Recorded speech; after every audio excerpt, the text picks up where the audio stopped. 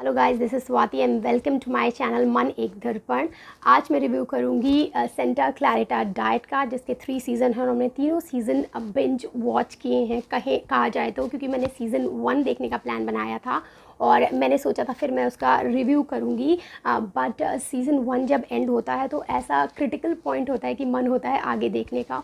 और that to उसके जो एपिसोड्स हैं, हर एक सीज़न में 10 एपिसोड्स हैं और बहुत छोटे छोटे एपिसोड्स हैं, बहुत बड़े नहीं है, क्योंकि आजकल एक ट्रेंड है कि बहुत बड़े बड़े एपिसोड्स आते हैं। बट ये 2017 का जो टीवी सीरीज़ है तब वो नेटफ्लिक्स पर आया था। ये इसके एपिसोड्स बहुत छोटे छोटे हैं। ये जो इसकी बात करते हैं किस टाइप का है ये टीवी सीरीज़ और क्या जॉनर है इसका, तो ये हॉरर कॉमेडी है। और हॉरर कॉमेडी में भी एक डिफरेंट टाइप की कॉमेडी इसमें दिखाते हैं। ये एक हस्बैंड वाइफ की कहानी है जो रियल्टर्स होते हैं, जो प्लेड बाय ड्रू बैरिमोर है और टिमोथी ओलिफेंट है। ड्रू ने शीला का कैरेक्टर प्ले किया है, जो एक क्यूट सी और पता नहीं पहले कैसी होंगी, बार बार ऐसा बोलते हैं, लेकिन जब वो ज़ॉम्बी बन जाती हैं, जब वो अनडेड हो जाती हैं, उसके बाद वो काफ़ी कॉन्फिडेंट दिखाई गई हैं, बैडएस दिखाई गई हैं, बहुत ऐसे डिसीजन जो टफ़ होते हैं वो ले लेती हैं। और क्योंकि वो ह्यूमन फ्लैश खाती हुई इसमें दिखाई गई हैं, तो उनको ह्यूमन फ्लैश खाने में भी ऐसा कुछ गिल्टी वगैरह नहीं फील करते हुए दिखाया गया है। तो एक तरीके से बैडएस कैरेक्टर दिखाया गया है। देन उनके हस्बैंड जो टिमोथी ओलिफेंट ने रोल प्ले किया है जोल का, वो बहुत लविंग, सपोर्टिंग और ह्यूमरस क्यूट दिखाए गए हैं। मुझे बहुत अच्छा लगा है वो कैरेक्टर। और एक तरीके से जो उनकी मैरिज दिखाई गई है वो एक ऑन स्क्रीन परफेक्ट मैरिज दिखाई गई है, जिसमें काफ़ी जो मैरिज में प्रॉब्लम्स होती हैं वो भी सटल वे में दिखाने की कोशिश करी गई है।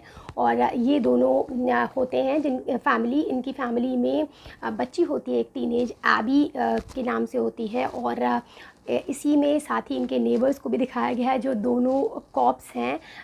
दोनों साइड के जो नेबर्स हैं वो कॉप्स हैं। और जो एक साइड के नेबर हैं उसमें उसका जो एक बच्चा वहाँ पर दिखाया गया है वो भी टीनेज होता है। और वो एरिक नाम का, वो इनकी जो लड़की है एबी, उसका फ्रेंड होता है। बॉयफ्रेंड एग्जैक्टली नहीं कहेंगे, बीच का फेज़ है जिसमें वो डिसाइड नहीं कर पा रही एबी की। एक बहुत ही अच्छा रिलेशन दोनों का दिखाया गया है, जो कि अगर आगे सीजन्स आते तो वो टर्न हो जाएगा ही, वो उसकी गर्लफ्रेंड होगी, दोनों डेट करेंगे। बट अभी एज सच बीच का ऊपर नीचे होता रहता है, क्लियर नहीं है दोनों को ही। इसकी बात करते हैं कि कहानी है क्या, प्लॉट क्या है। तो प्लॉट ये है कि इसमें कुछ ऐसी चीज़ खाती है शीला, जिससे वो एक तरीके से दिखा दे तो उसकी डेथ हो जाती है। और डेथ होने के बाद वो 5 मिनट्स में ही फिर से ज़िंदा हो जाती है। और फिर उसको बहुत अजीब सा लगता है, बहुत सारी वॉमिट होती है, उसके पेट से कुछ एक राउंड बॉल जैसी रेड कलर की निकलती है। और उसके बाद वो उससे पता चलता है उसे कहीं दर्द नहीं हो रही है, उसके अंदर ब्लड नहीं है, अब उसके अंदर ब्लैक कलर का गुई सब्सटेंस है बॉडी में, और वो एक तरीके से अनडेड है, यानी ज़ॉम्बी बन गई है। और फिर वहाँ से शुरू होती है, अभी उसको पता नहीं है कि उसको क्या खाना है, लेकिन उसको बहुत फ्लैश की क्रेविंग होती है, तो वो फ्लैश वगैरह खा रही होती है। बट एक ऐसा इंसिडेंट होता है कि वो एक ह्यूमन फ्लैश खा लेती है और उसके बाद से उसका कुछ और खाने का मन नहीं होता है, उसे बस ह्यूमन फ्लैश की ही क्रेविंग रहती है, वही खा सकती है। अब यहाँ पर बहुत सारी चीज़ें दिखाई गई हैं जो हस्बैंड वाइफ आपस में तय करते हैं कि किसे मारा जाएगा, किस तरीके से खाया जाएगा। अच्छा, इसमें जो दिखाए गए हैं कैरेक्टर्स जिन पर फीड करती है शीला यानी ड्रू, वो बहुत ही मतलब हाथ पकड़े हुए कटा हुआ, पैर पकड़े हुए खा रही है, कान का हिस्सा को अनियन रिंग्स बोल रही हैं। और वो सारी चीज़ें जो दिखाई गई हैं वो बहुत फ़नी लगती हैं। जो इनकी लड़की है एबी, वो बहुत अपनी मदर की तरह ही कुछ वैसा बोल्ड सा कैरेक्टर दिखाया गया है, जो जैसे कॉलेज में पढ़ना या जो भी स्टैंडर्ड सेट किए गए हैं उनके अकॉर्डिंग नहीं चलना चाहती है, वो कुछ डिफरेंट काम करना चाहती है, कुछ बोल्ड बैडास टाइप का काम करना चाहती है। ये वर्ड बहुत बार यूज़ हो गया है। दैन जो टिमोथी ऑन द कंट्रारी वो थोड़ा सटल हैं और वो अपने आप को इन दोनों के सामने थोड़ा सा वीक पाते हैं, ऐसा कन्फ्यूजन भी उनका दिखाया गया है जो बाद में कुछ कुछ एपिसोड्स में आता भी है। साथ ही साथ अब ये लोग किस तरीके से आगे अपनी फैमिली चलाएंगे, वो हमेशा कोशिश करते हैं एक नॉर्मल फैमिली की तरह रहने की।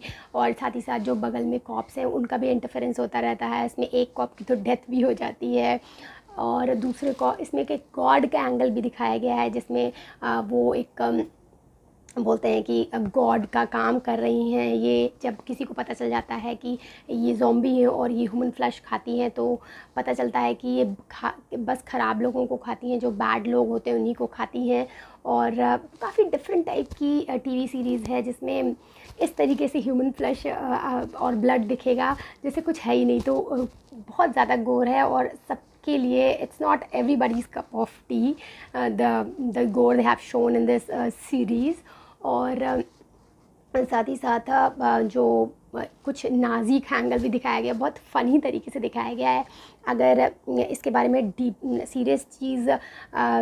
सीरियस तरीके से अगर दिखाया जाए तो बहुत सारा डिबेटेबल टॉपिक है कि ऐसे कैसे डिसाइड कर सकते हैं कि ये ग्रुप ऑफ नाज़ीज़ है जिनको ये खा सकती हैं, ऐसा क्या उन्होंने किया। तो बहुत सारी चीज़ें यहाँ वहाँ पे डिबेटेबल थी, लेकिन जिस फ़नी तरीके से और कॉमिक वे में ये सारी चीज़ें दिखाई गई हैं वो बहुत अच्छा है। कुछ कैरेक्टर्स बाद में भी ऐड होते हैं, जैसे एक मेंटली थोड़ा सा डिस्टर्ब कैरेक्टर है। एग्जैक्टली डिस्टर्ब मेंटली नहीं कहेंगे बट थोड़ा अनयूजुअल सा कैरेक्टर है वो रॉन, वो भी काफ़ी अच्छा लगता है।